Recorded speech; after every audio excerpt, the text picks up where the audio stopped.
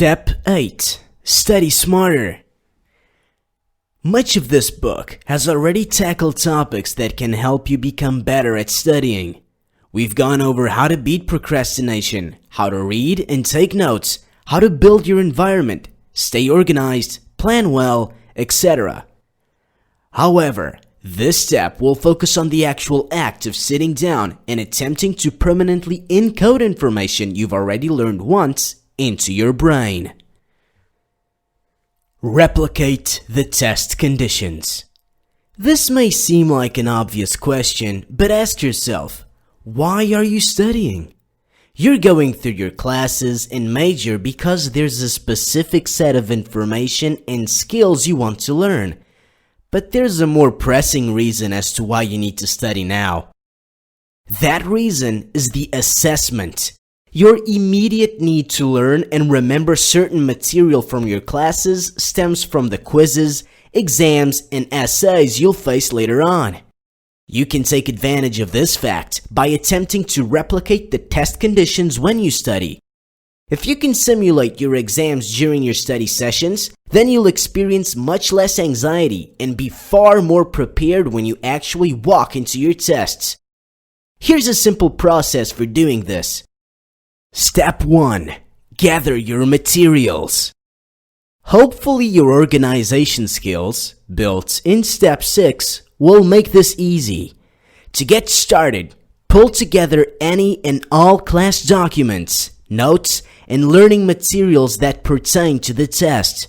These include your syllabus, assuming it includes assignments, readings, test details, class handouts, lecture slides, if they're available to you, your own notes, homework assignments, and your textbook. Now your ammo is well stocked. Time to formulate a plan of attack. Step 2.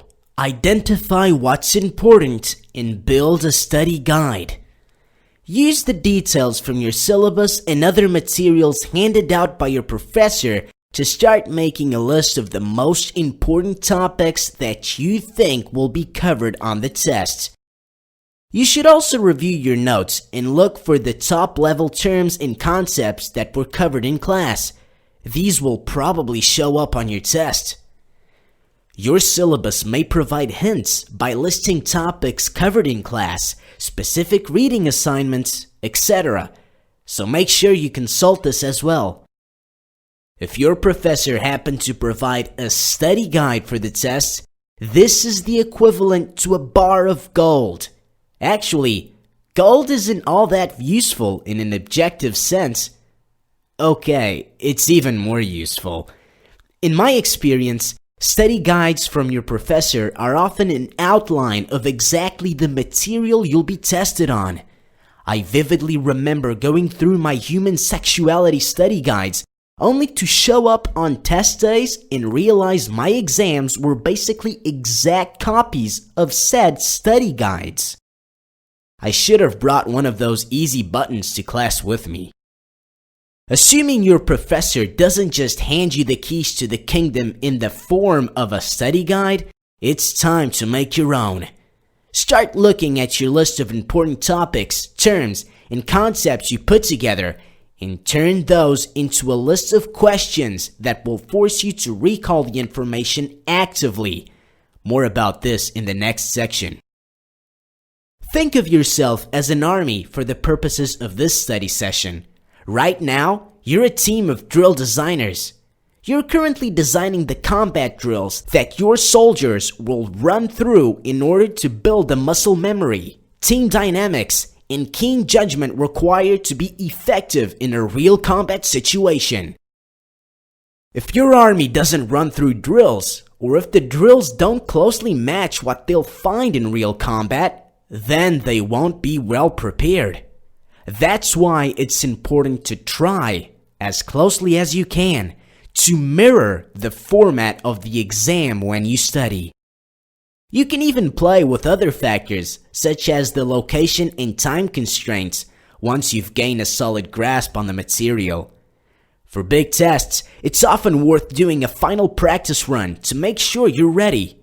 Remember this: The mark of good learning isn't that you got it right, it's that you can't get it wrong. The closer your study conditions are to your test conditions, the more you'll be able to reduce your anxiety come test day. This is vital, as anxiety actually blocks your ability to recall information easily. If you've mastered the material, however, you can overcome this anxiety. And if you've already experienced similar conditions to what you're facing during the test, that anxiety might not creep up as badly in the first place. Step 3. Get to studying. Now, get to work. Use your procrastination fighting techniques, and maybe even a bit of time boxing, to force yourself to study. Fill out your study guide by actively answering the questions you created earlier. Test yourself until recalling the material is easy. Godspeed, friend. Emphasize active learning. I've had friends who would study for a test by opening the lecture slides and lazily scrolling through them. I'm not sure if they were hoping to learn by osmosis or something, but spoilers, it didn't work well. Passive learning, simply trying to expose yourself to information in the hopes that it'll sink in somehow, isn't very effective. Your brain learns best when it's forced to do things, work out hard problems, recall previous information it learned, etc. This is called active learning, and it should form the basis of all your studying efforts. This starts with active reading, as I talked about in Step 3. You should go through your reading assignments intently, either by highlighting, taking notes, or summarizing what you read. Your proclivity towards active modes of learning should then extend to your studying and review sessions. This is another huge reason I showed you the process in the last step. The act of gathering your materials, creating a study guide from them, and then answering those questions, essentially quizzing yourself, is all part of learning actively. Use spaced repetition. When it comes to learning lots of individual facts and pieces of data, vocab terms, foreign language words, definitions, spaced repetition is one of the most efficient techniques for getting them into your long-term memory quickly. Spaced repetition is a learning technique that encourages you to study the things you're good at less often, while quizzing you on the things you're bad at more often. As you study, a spaced repetition system will record your performance on each item and define a period of waiting before showing you that item again. If you find it easy to recall the information, you won't see it for a long time. If it's difficult, you may see it multiple times in the same study session. This benefits you in two ways. Number one, you efficiently spend your study time on the things you still need help learning. Number two, your brain is forced to recall each item at the point where it's closest to forgetting it. The harder your brain has to work to recall something, the more useful that instance of recalling it is. Spaced repetition studying is most often carried out with flashcards, and the most useful program for practicing it is called Anki. This app is available for every major platform as well as on the web, and it lets you create decks of cards that you study just like paper flashcards. Anki also has a large bank of shared decks made by others, which you can definitely peruse. However, I do think it's very useful to create your own decks, as the act of creating study materials exposes your brain to the material in a different context, creation instead of review. This, in turn, helps you become even more familiar with it. Remember those professors that let you fill out a single note card for use on a test? The kids that spent all night trying to cram their entire textbook onto the note card in uber tiny handwriting ended up learning a lot of that material in the process. Creating your own flashcard decks has a similar effect. As you study with Anki, you'll provide it with a difficulty rating for each flashcard once you reveal its answer. Anki will take these ratings and use them to figure out how long to wait before showing you that card again. Anki takes advantage of the spacing effect, which is a phenomenon in our brains that makes it easier to remember information that is presented in multiple, spaced-out study sessions rather than one huge cramming session. As a result, Anki is at its best when you start using it early and regularly. While you can fiddle with its settings to help with late-night cramming sessions, it won't be as useful. Hopefully, though, your planning skills will eliminate the need to do this very often. How to study math and similar subjects. Subjects like history are like jigsaw puzzles. You can start almost anywhere, and as you learn, you'll eventually piece together individual pieces of information and stories into one big, cohesive whole. By that analogy, though, subjects like math are like a house. There's a definite place you should start, and each new concept you learn builds upon the last. This means that you need a solid understanding of each concept before you move on to the next. Each truth that I discovered became a rule, which then served to discover other truths. René Descartes. To learn math effectively, you have to account for this fact when studying it. You can't tackle it like other subjects. Building an Anki deck for math terms and calling it a day isn't going to help you much when you're trying to complete a math test. To that end, here are the tips I have for your math studies. Number 1. Learn to notice your confusion. Number 2. Understand. Don't memorize. Number 3. Do the math. Learning to notice confusion. You're going to spend a lot of time confused when you're learning math. However, due to the breakneck pace of most math classes, you may not always notice exactly where your confusion stems from. You might look at an example problem, understand most of the process that led to the answer, and simply decide that it makes sense at the time. When you find yourself thinking that something makes sense, it's probably a good time to challenge that assumption. Can you take a similar problem and work it out to get a correct solution? Many times, you'll try this and find that you get stuck at a certain point when your professor isn't there to guide you through it. You've learned part of the process. As one Stanford math professor said, you've gained some tendrils of knowledge that extend away from your comfort zone. Now, you need to backfill.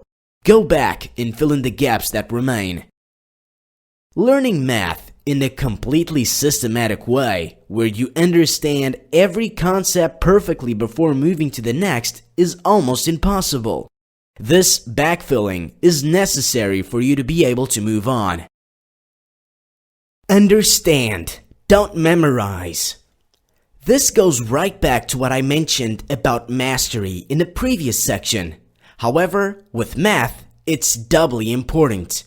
In math, you need to understand why operations work the way they do.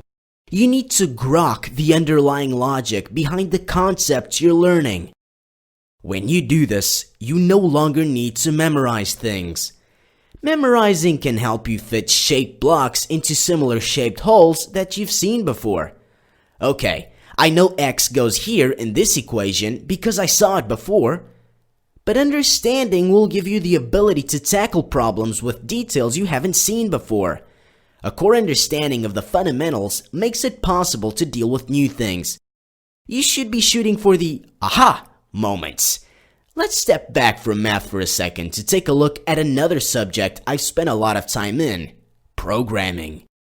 As a web developer, I've had to get my hands dirty with several different programming languages, as well as frameworks that build upon those languages and add their own constructs and shortcuts. When you're learning a new language, you don't understand it. However, you're still able to look at the source code for a particular program or web page, look then to the actual product, and see that it works. You could just memorize the exact code and type something similar later on to get the same result, but you don't actually understand why it's giving you that particular output. You can't follow the logic of the code yet. Since web development was my job though, I needed to know the why. It was my job to use these tools to create new projects with different features, so I needed to understand the underlying logic. Eventually, after spending hours poring over existing code, tinkering and changing things, reading through documentation and asking for help, it'd finally click and I'd say, "Oh!" These are the moments you should seek when studying math. If you don't understand a concept well enough to work problems that use it, you need to keep pushing until that concept clicks.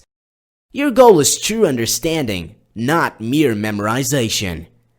A good rule of thumb for gauging understanding is the explanation test.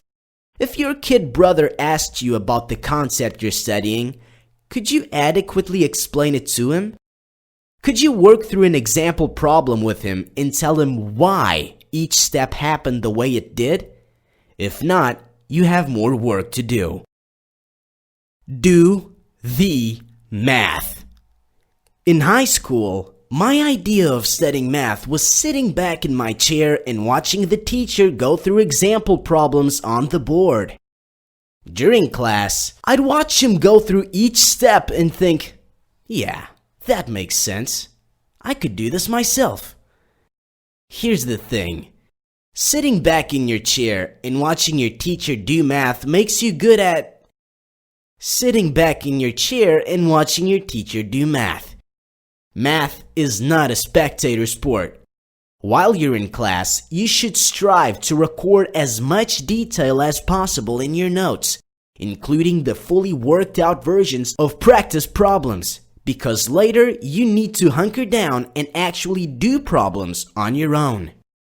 Math is all about going through the actual procedures, working the problems, and getting your hands dirty with the concepts and rules.